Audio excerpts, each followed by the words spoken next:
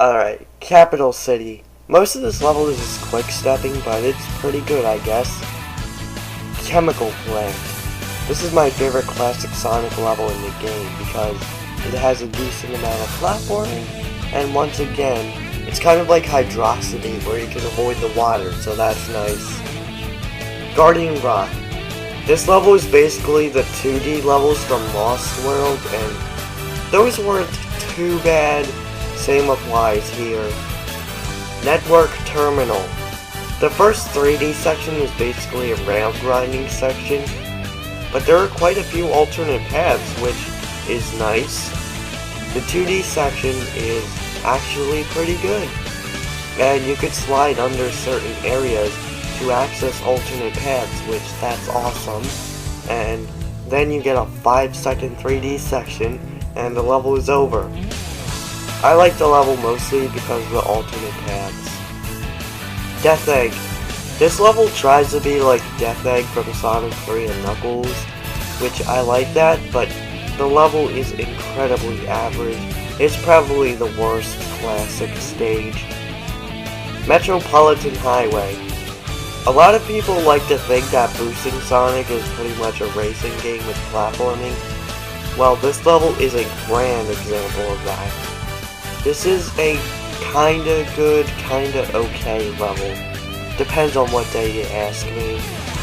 This is the stage where I felt like I needed the drift, but I can just stop boosting to make that turn just fine. In fact, I actually managed to make that turn while I was boosting once. And you could actually avoid that section by taking an alternate pathway that's really hard to get to. I tried so many times to reach it, but I never could. Oh well. Null Space. This level is awesome, mostly because of the amount of pathways there are, and there's some cool combat sections in the end. Obviously the enemies in this game don't really do too much, but guys, that isn't anything new. The only 3D Sonic game where the enemies actually put up somewhat of a fight were Heroes in 06.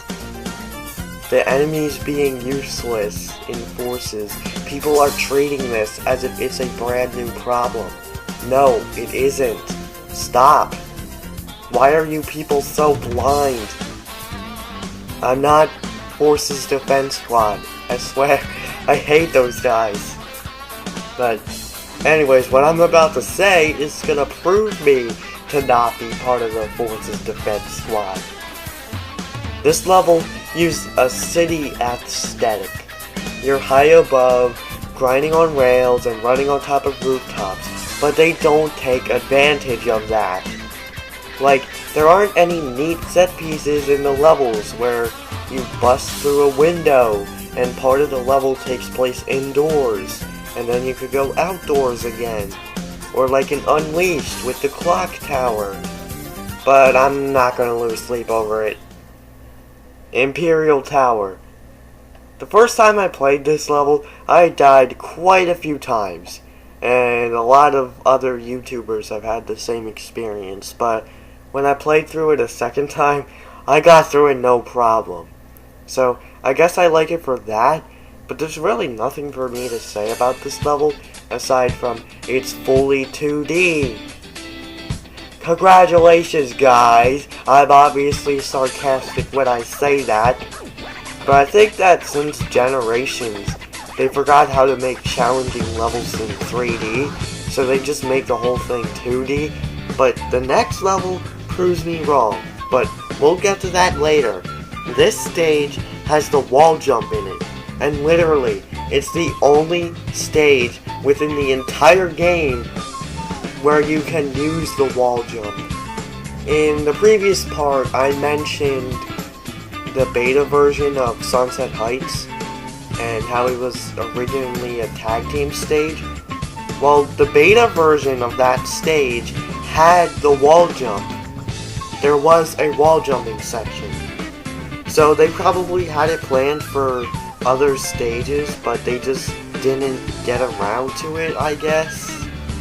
Mortar Canyon. This is a great stage. It's very open, and I love taking my time and exploring this stage. But I have something to add. This is the final Modern Sonic level, and it's pretty easy for such. But the beta version of this level is actually challenging. Why did they dumb it down? If this version of the level was actually in the game, it would be my favorite stage in the game. This is the second time where the best stage in the game isn't even in the game. SA1 did this too. Iron Fortress. This level is good. It brings back that gimmick from Scrap Brain from Sonic 1, at least that's what I think it's from, because I haven't played Sonic 1 in quite a while. I should probably get back to that eventually, but it also had an auto-scrolling section, which I never actually had a problem with, to be honest. Final Judgment. This level is basically terminal velocity from Sonic Colors, and what I said about that level applies here. But when I played this level, I expected it to be the new Eggman Land. Needless to say that I was disappointed. I said this in my Mania review, but Eggman Land is actually my favorite final level in the franchise. But this level, I'm not even joking. This is probably the easiest final stage in the whole series.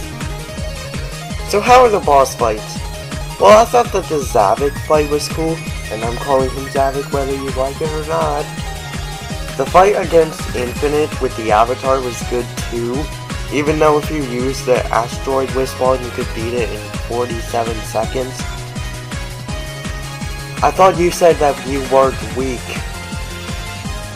The fight that Classic Sonic has against Eggman is alright, and I like the final boss, even though the final phase, where you play as all three characters, is extremely similar to the Sonic Colors final boss. In fact, it might actually be a copy of it, again. But the rest are just extremely similar to the Silver boss fight from Sonic Generations. How you're running in a straight line, you attack the objects that they have around them, and then you attack the enemy. And that just makes it bland and uninspiring. In terms of bonus content, this game has red rings. The platforms will fall. So the best way to do it is to use the double jump and then boost back. Yeah. So yeah. By the way, yeah, Twip. Yeah, you can do that. It's not hard. Yeah, Twip died on that. He was at like a EGX event and he died like publicly and it got streamed by PlayStation, so it was kind of, oh, I missed the last red ring. I was making fun of Twip. Forgot to get the last red ring. And I knew where it was as well. Those number coin things from Lost World, and the moon medals from Unleashed, except this time, the moon medals are not mandatory to beat the game. What do they unlock? Well, pretty much nothing, aside from more accessories for your avatar. Yeah, that's right, you don't even get Super Sonic. This time, Super Sonic is DLC! Let me repeat that. Super Sonic is DLC. At this point, you might as well make the Boost DLC, or make Sonic Run Fast be DLC, because Super Sonic has always been something that you unlock from either the Chaos Emeralds or Red Rings since day one, when the ability was introduced in Sonic 2. But how is Super Sonic in this game? It's literally just an inventable Sonic that attracts rings when you reach full speed, or in Modern Sonic's case, when you boost. And he is slightly faster than the original, but when I say slightly, I really mean slightly, because if you aren't paying attention, you aren't going to notice. I would consider this the worst version of Super Sonic if it weren't for generations. I haven't unlocked Super Sonic in Lost World yet. I hear a lot of people say that he sucks in that game, but I've seen gameplay footage and he honestly doesn't look too bad. Thankfully, this DLC is free forever, so thank you for not making people in the future have to pay for Super Sonic like how you were originally planning. SOS missions and daily missions also add some replay value. The SOS missions vary from beat this stage with the random avatar we give you, beat this level with a rental avatar, or find the animal capsule in this stage. As for the daily missions, they are pathetic. It's stuff that you end up doing in every stage, like spin dash in stage 18, or boost in a Sonic stage. Yeah, you heard me. There's also the episode Shadow DLC, which only has 3 stages with slightly more difficulty, and a story that takes place before the main campaign. And this DLC is one of the reasons why the story of this game was so disappointing. Did you expect Infinite to have an interesting, possibly even tragic backstory? Well, guess what we got instead? I'm not weak. Didn't care who I was till I put on the mask. This is dumb. Back to 1 month before Dr. Eggman took over the world. This game also has some extra stages and secret stages, which are basically the Act 3, Act 4, etc. levels from Sonic Colors, and most of them can be beaten in about 40 seconds. They definitely feel like an afterthought. I'm obviously not going to expect much from these stages, but they feel very tacked on.